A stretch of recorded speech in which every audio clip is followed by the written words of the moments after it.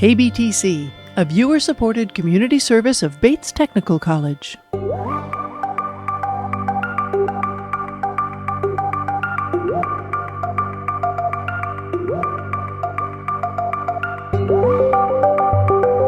From KBTC Public Television Studios in Tacoma, Washington. Welcome to the Steve on the Street podcast, a closer look behind the headlines as public policy and current affairs impact the real lives of real people. Hello, and welcome to the Steve on the Street podcast. I am photojournalist and reporter Steve Kiggins.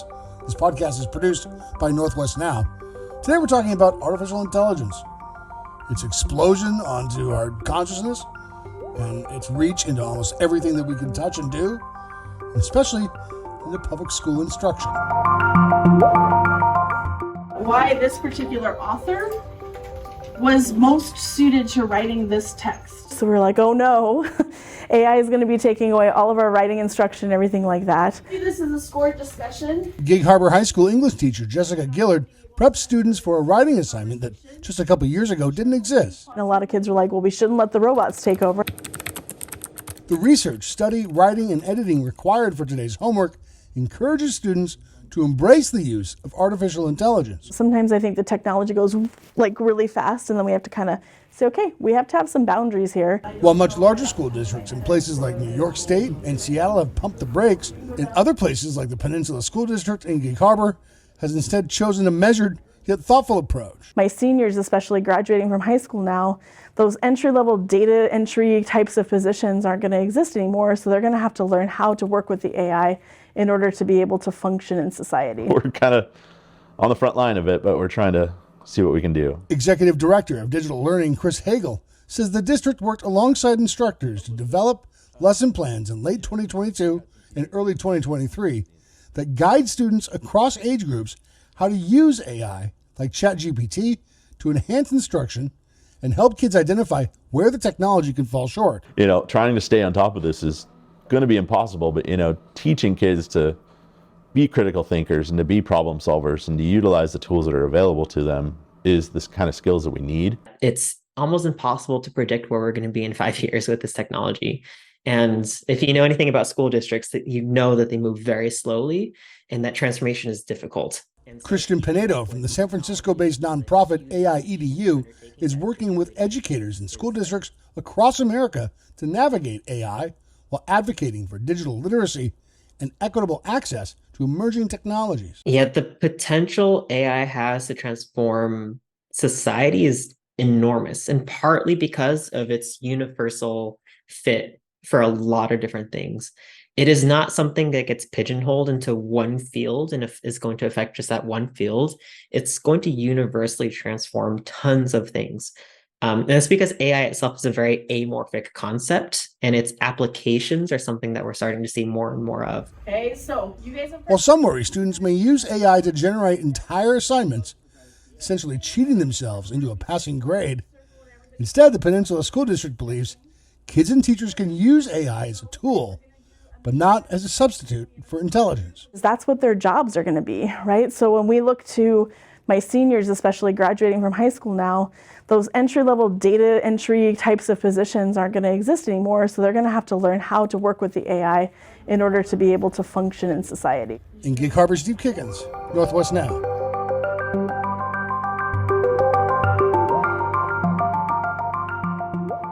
Next, we're going to have a conversation with Christian Pinedo with the AI Education Project.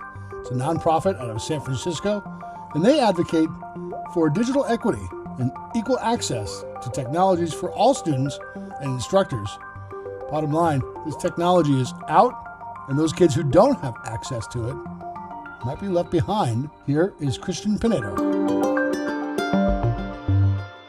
I head all the external affairs for AIEDU, so I work a lot with our partners, districts, and corporate partners as well to basically advance our mission.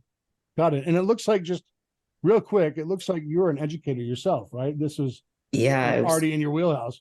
How recent was that? And did that incorporate like your understanding of what's to come and how that might have shaped where you are today?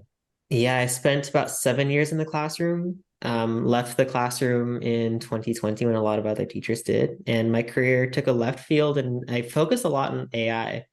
Went to go work at the Stanford Institute for Human-Centered AI and did a lot of deep learning myself and basically the societal and human aspect of AI and its impacts. And then as a teacher and as someone who cares deeply about like K-12 education, I was very, very, very motivated to come work for AIED, which is like kind of the perfect melding of those two worlds. And obviously like the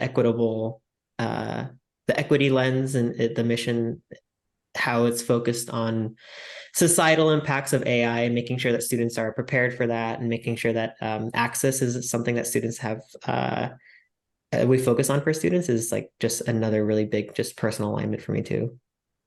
Talk about what's the pitch from AI EDU? What is it that your message is to school districts or parents or whoever asks, well, what do you guys do? Right? Yeah, this is something. So we've been working in the field of AI since 2019. So a lot of the work that we've done happened before this like hype has kind of generated out of the AI world, specifically within education. Since the day one, we've been advocating for AI literacy, which is very different from AI technical education. We want to make sure that students are prepared, both students and teachers are prepared with the foundational understanding of what AI is, how it's going to be changing society, whether that's the workforce, whether that's personal lives, and how they fit into that puzzle as well.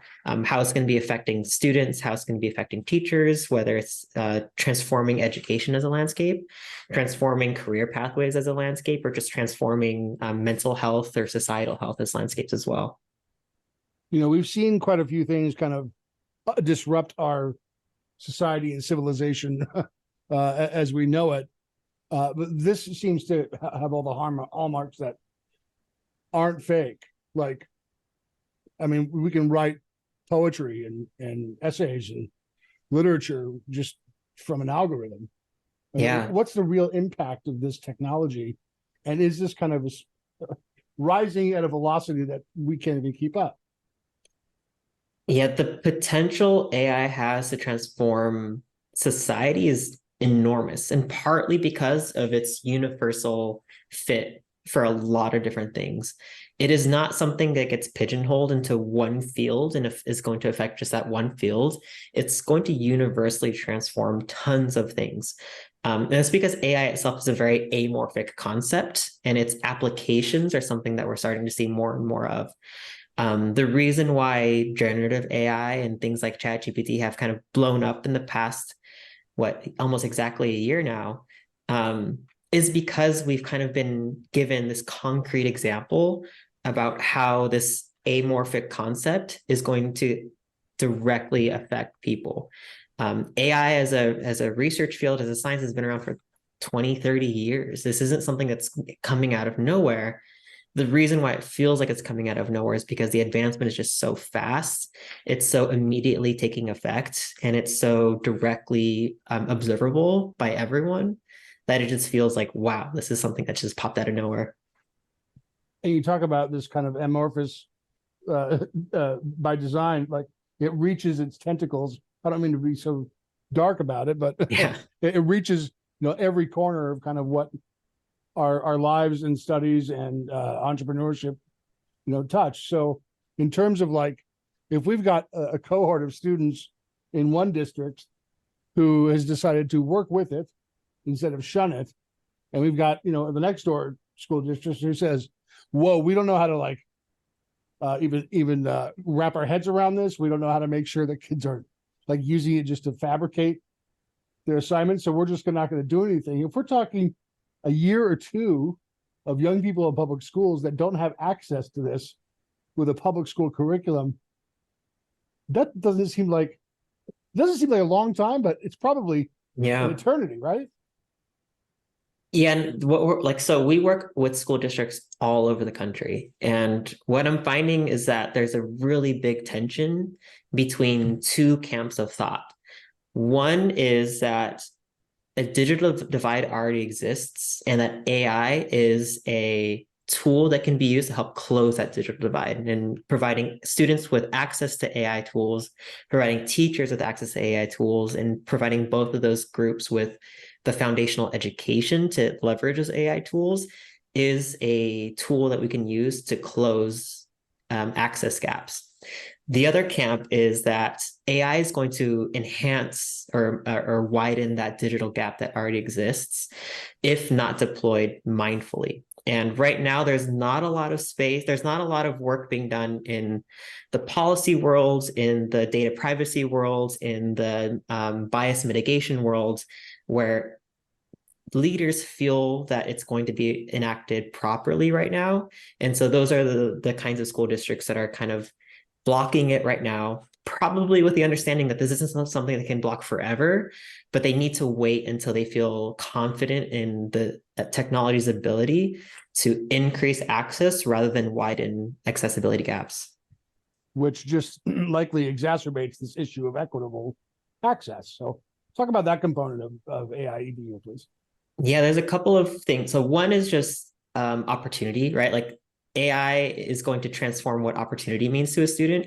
It's already changing the workforce. We're seeing people in creative spaces. We are seeing labor unions talk about this. We're seeing how the workforce is really being transformed by AI. And so if a student is being prepared for this in school settings, then opportunity for them is a little bit more clear, and it aligns a lot more with what's currently happening in the workforce. And I think that's like super important for teachers and administrators to recognize, is like that's something that already exists that we should be helping provide our students with.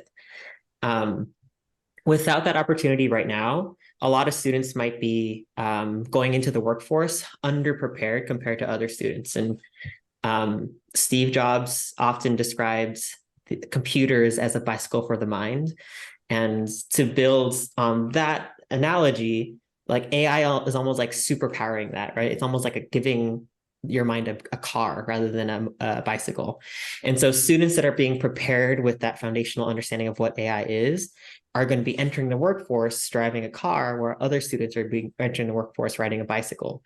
And it's very hard to compete in those situations. And so that's kind of like the opportunity gap that's going to exist. Maybe not immediately right now, but definitely in the next year or two, it's going to widen and widen. And so those are the kinds of gaps that we want to close by offering students and teachers tools to develop AI literacy amongst themselves, and kind of spark their curiosity or innovation to explore AI tools as something that they can deploy. I don't want to make this sound like I'm throwing this out of left field, but I didn't mention it earlier. And if you don't have, the scope or understanding to answer it, please don't feel you have to. I wanted to hear your reaction to President Biden's executive order in terms of AI that just came down a couple of days ago. What does that mean to your organization, and how that kind of folds into public education? I think it's exciting. My immediate reaction is that I'm really happy that there's mindful inclusion of things like highlighting the existing bias that exists in AI, making sure that there's funding going into research to try and mitigate that bias, making sure that there's funding going to organizations like NIST in order to actually create robust AI risk frameworks that can then be deployed by people that are building AI tools. So now private companies that are building AI tools have a framework that they can actually measure against to make sure that their tools are going to be safe, that their tools are not going to be extremely biased, that when they are deployed, there's a little bit more equity in mind when deploying things like that. And so I'm kind of happy to see that there's like a spotlight being shined on like these kinds of spaces. I think the gap that exists right now is like the executive order is like a perfect state. This is what we want to be. This is not where we are right now. It's kind of a call to action to make sure that both industry and government are going to be deployed in order to create those systems that are going to make sure that the technology is being going to be used responsibly throughout the country. So I'm really curious to see what happens in the next several months as funding structures, as organizational structures are going to be deployed to make sure that we address those things. Christian, again, thank you so much for your time. I just have two more questions for you. Sure. One is kids are pretty resilient. Young folks are sponges and open to new experiences and probably not losing their mind. But I'm 45, and this thing is like Mount Everest, right? So in terms of policy, in terms of like advocating for best practices, where is it that, is there a continued roadblock, or is that sort of kind of falling away as the more we see younger people use this technology, right? What's the biggest hurdle for folks like what you do? I think one of the biggest hurdles is grappling with the fact that whether we do something or not, students are going to be engaging with these tools. Whether students are aware of if they're engaging with these tools or not is also something that we just can't completely define. And so what we need to be mindful of is developing skills amongst these students to have a critical thinking lens when it comes to using technology. If students are aware of the potential red flags when it comes to AI, then when they're using it in their personal lives, and maybe they would be smart consumers, they'd be smart digital citizens when it comes to engaging online. Though, like, that's the component I think is very difficult for us to grapple with, because especially in the education field, this isn't something that we can control purely via education. A lot of this is happening outside of the scope of education. And so as educators, we need to think about what can we do within our scope to best prepare students for effects that are going to be happening outside of our scope. And honestly, it's a huge hurdle and it's a huge problem that does not have any clear answers. But I think educators and administrators everywhere are kind of starting to grapple with it and starting to take steps in order to address it. Last question for you. It's not really a question, it's an invitation. You have an open mic. Is there something else you'd like to talk about that we haven't had a chance to cover already? Yeah. I mean, a lot of these conversations are usually framed about how do we prepare students and how do we make sure the students are prepared for career fields, and how to make sure access is there's a huge gap of access for students. And I also want to highlight the need to focus on teachers as well. Just as AI is transforming career fields outside everywhere else, I think AI is also going to transform the career field of education. I'm thinking of how amazing it would be for teachers to be equipped with really cool AI tools to help them in the classroom. Teachers are already like classically and widely overworked and overstretched in a lot of different directions, and AI is a tool that can be used to help mitigate those pressure points for teachers. I want to think about not only how districts can make sure to support students in developing their AI literacy and their capacity for learning about AI tools, but I also want to make sure that districts are putting some systems in place to support teachers as well. Because this is a profession that is going to change. And if we're asking teachers to help prepare students for this, I want to make sure that teachers is a profession that we start this work in as well. It feels like we've got eggshells underneath our feet. Sorry? A little bit. It feels like we've got eggshells underneath our feet. I mean, just like the internet, scary, but it's like, oh, what does all this mean? What are the implications? And are we going too fast? And the answers to those questions are out of our control. Oh, this is something that I deeply understand, and I'm still scared by it. Partly because, like most transformational technologies, there's extremely amazing potential, but there's also extremely amazing risk involved as well. It all comes down to its use and deployment. It's very, very scary when you're an administrator and you're trying to make a decision about what's best for your district, and you're not extremely clear about how this is actually going to affect teachers and students. And so my heart goes out to people that are in these decision-making fields areas right now, because there is no clear answer. A lot of some districts are taking the lead in transforming education and updating what they need to update in order to keep up with the AI revolution. And some districts are waiting and seeing. And I don't think any shame should go to those districts who are waiting and seeing, because it's just a scary thing to try and deploy. I'm really curious to see what happens in the next year and what learnings we can pull from those champion districts that are actually deploying some really innovative thinking. I'm hoping that we can have take this as an iterative process and make sure that whatever we try when it comes to innovating in education, that we're also open to adjusting as needed. They're also open. We're deploying systems that are malleable and easily changed when we need to change, because that's just how the technology is as well. The technology is changing so quickly that it's almost impossible to predict where we're going to be in 5 years with this technology. And if you know anything about school districts, that you know that they move very slowly and that transformation is difficult. And so keeping up with technology is a huge undertaking that district leadership is approaching on right now. So my heart goes out to those people that are trying to take on that challenge.